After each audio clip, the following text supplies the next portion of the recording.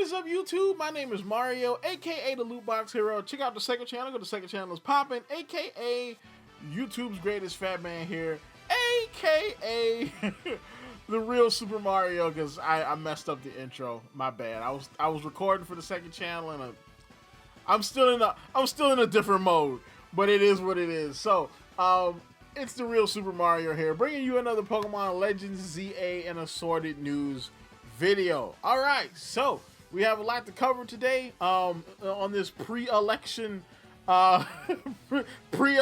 news video. So we have Crunchyroll seemingly bringing anime to YouTube. We have the Pokemon Legends ZA starters allegedly getting leaked, this time by, it seems like by the Pokemon Company. We have plans for a massive event for the 30th anniversary, as well as more leaks from the Terra leak. We're going to talk about all that and more today. So, of course, we want to continue getting videos like this from me. Like, comment, subscribe, hit the bell button, all that good stuff the YouTube requires you to continue getting videos from me. Follow me at twitter.com/RSMario128. Like my video tweet, share my video tweet, and I will shout you out at this portion of the video. Like today's lucky Twitter denizens, we have Pocket Peach. She liked my my video tweet for the Overwatch Season 13 trailer reaction. So thank you. The Overwatch videos have been becoming more popular. So thank you to the growing corner of Overwatch fans in my community. I like y'all. Thank you. We have Seth FPS and Sketch, who also liked my Overwatch Season 2 the patch notes video. So thank y'all for liking that video, getting that video out there to people.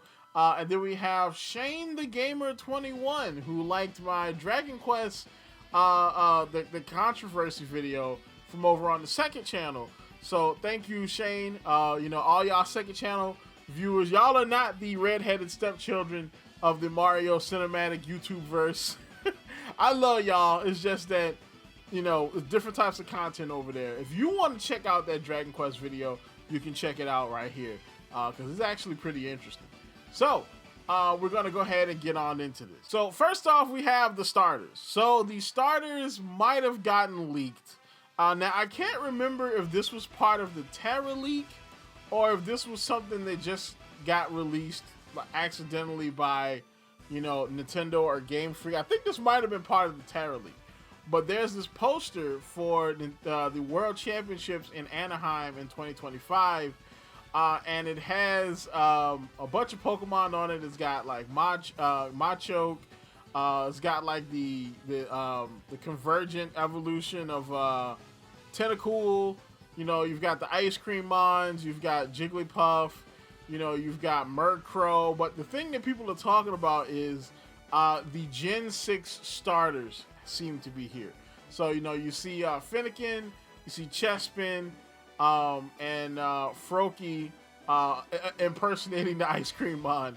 All of them are on this poster, and a lot of people are saying that this means that the starters have been leaked for Pokemon Legends ZA, which is possible, or it's possible that they just put them on here, you know. Now, with more and more information that we get about ZA that kind of dribbles out, it looks like ZA might be in the modern day. And if it is in the modern day or it takes place after X and Y, there is a very good chance that the Gen 6 starters are probably going to be the starters, which is low-key disappointing because I kind of like hoped that the Legends games would be a chance for starter Pokemon to get like a second chance to not be lame, you know. So Pokemon like Emboar, you know, Pokemon like you know, other Pokemon that are very lame, you know, they don't get a chance to get a regional and get a new lease on life, kind of like, you know, the way the Pokemon Legends Arceus starters got. So it is what it is. So tell me what you think about that in the comments. You know, it might end up on comment corner. So drop a comment down below. Tell me what you think on that. So next we have PoketOku. So PoketOku, if you don't know, PoketOku's been leaking screenshots on Twitter for a while now, since before the Terra leak even.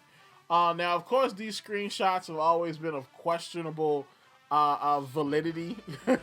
But I think they're pretty interesting, and I think that he might be on to something, because the screenshots come out kind of like the Kaka leaks, and we all know that the Kaka leaks, everybody thought it was fake until it was not. So he got this one screenshot of, it looks like Pikachu and Snivy. So, and it looks like they're on a bridge. Now, unlike some of his other screenshots, this one is way too blurry to actually critique, which could be by design. So if I was making a fake, I would want my fake to be kind of blurry so people couldn't really tell that it was fake. All right, and that's possibly what he's doing here. So take it with a grain of salt, but it looks like this could also confirm that, the Gen 6 starters are going to be the starters for Legends ZA. So speaking of leaks, we have more from the Terra leak. This one was a big one that people were talking about.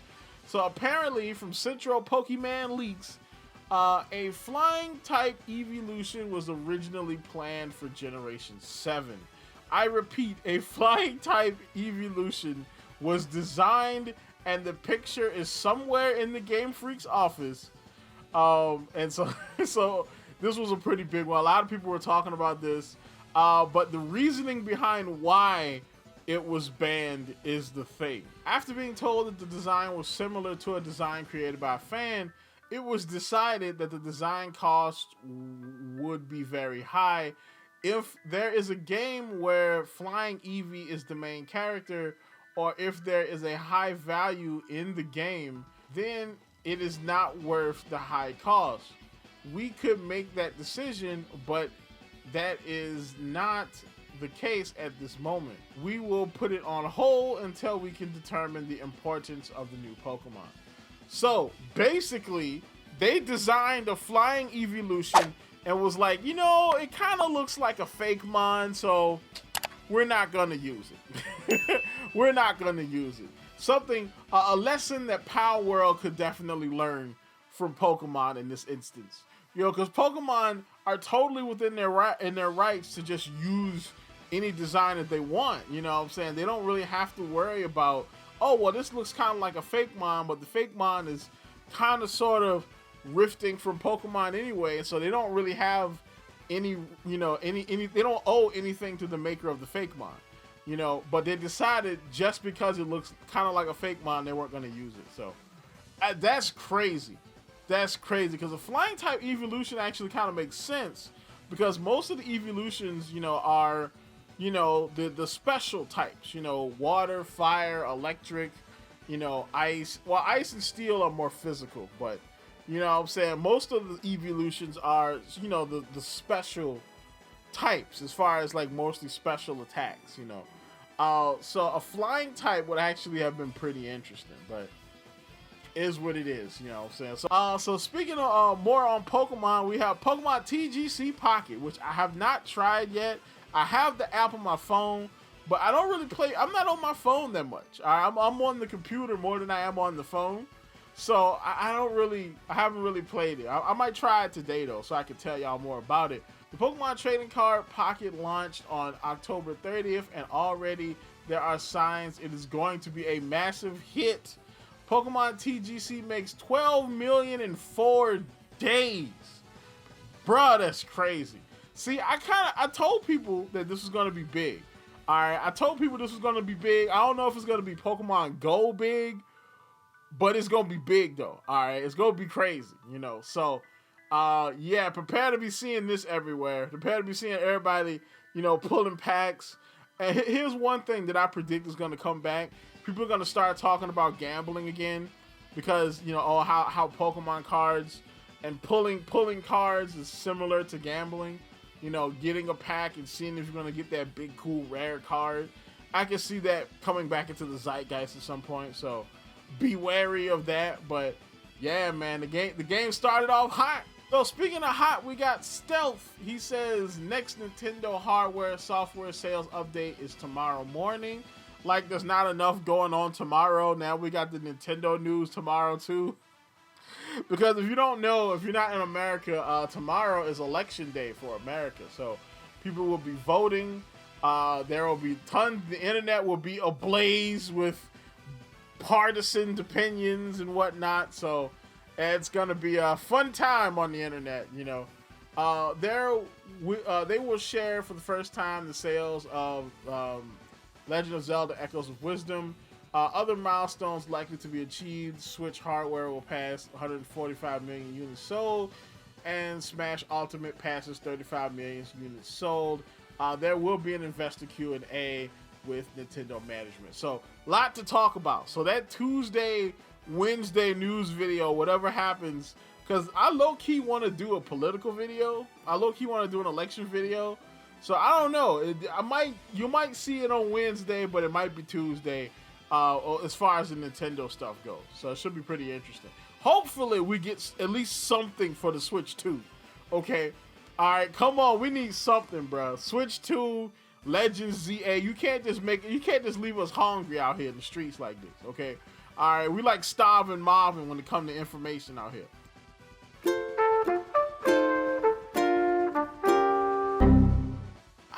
This one actually dropped a little while ago. So this was Nintendo announced Nintendo Music. So Nintendo dropped a streaming app where you can stream all the Nintendo music, which I think is a genius idea, especially since if you try to stream that music on YouTube, you will get struck into oblivion. So, of course, Nintendo creating their own streaming app for the music is actually a really good idea. So if you want to listen to that Nintendo music, go ahead and download the Nintendo Music app.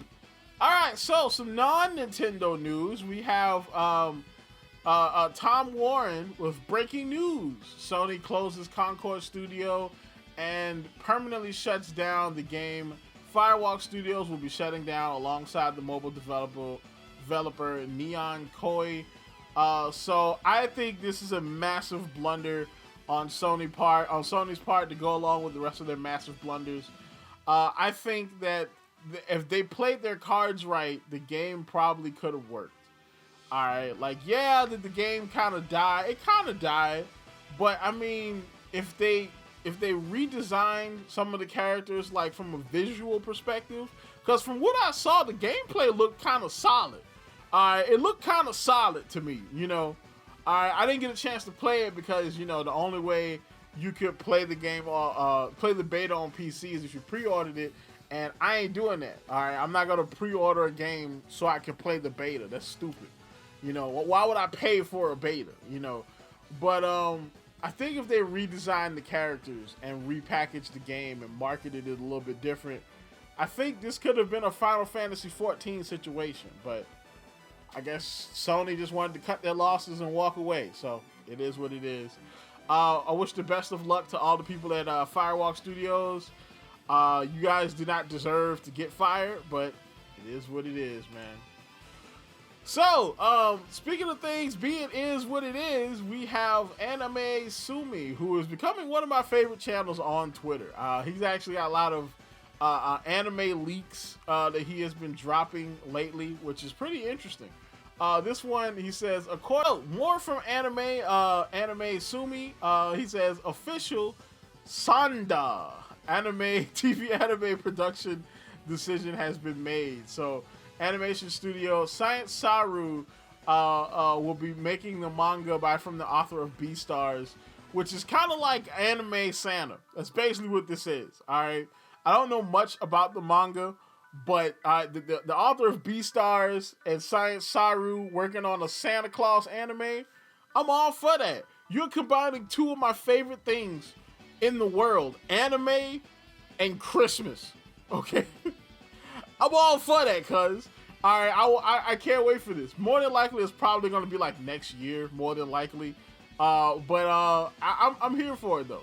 All right, so we have another anime story today. We have Crunchyroll. They said, so it says that Crunchyroll is set to launch and distribute over 40 anime with YouTube Premiere primetime channels.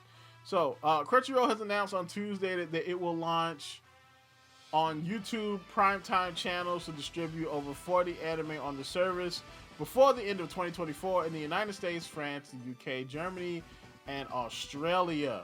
The anime service will include Dragon Ball Daima, One Piece, Blue Lock, ReZero, and Shangri-La Season 2. Users can subscribe to watch the content from various streaming services directly on YouTube via primetime channels. So basically, YouTube is doing what Amazon is doing. So if you have Amazon Prime, what you can do is you can buy other streaming services through Amazon. Like my Amazon account has like the BBC and what's the PBS, because my parents like to watch that stuff. They like to watch the old, like the British mysteries and stuff like that. So I have BBC on my Amazon account so they can watch that. All right. That way they don't have to go and get the BBC app and do all this other kind of stuff. They can just watch it through Prime. You're going to be able to do that on YouTube, and Crunchyroll is going to be one of the channels that you can buy.